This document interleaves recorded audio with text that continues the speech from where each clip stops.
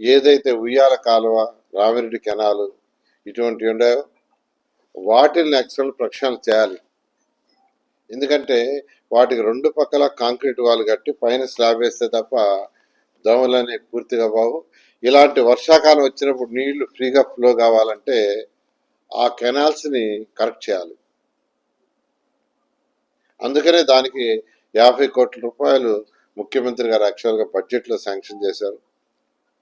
ఇవన్నీ కూడా యాక్చువల్గా 1 by 1 చేస్తాం. నెల్లూరు ప్రజలకు నేను ఒకటే చెప్పేది, ఎలక్షన్స్కి ముందు ఎన్డీఏ ప్రభుత్వం ఏదైతే ప్రామిస్ చేసిందో తూచా తప్పకుండా చేస్తాం. అదేవిధంగా ఎయిర్పోర్ట్ కూడా త్వరలో వస్తుంది. దానికి ముఖ్యమంత్రి గారు గ్రీన్ సిగ్నల్ ఇచ్చారు.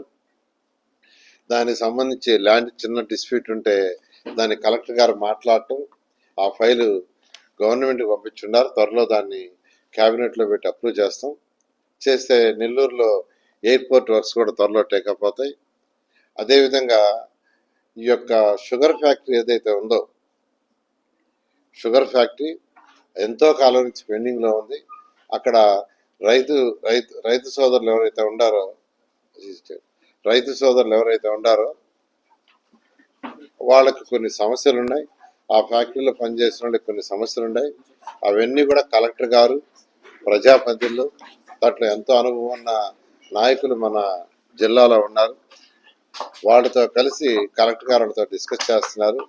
వాళ్ళ సమస్యలన్నీ స్టార్ట్ చేస్తే అక్కడ స్మార్ట్ ఇండస్ట్రీస్ పెట్టడానికి ముఖ్యమంత్రి గారు యాక్సెప్ట్ చేశారు. స్మార్ట్ ఇండస్ట్రీస్ పెడితే ఎన్నో వేల మందికి ఉద్యోగాలు వస్తాయి.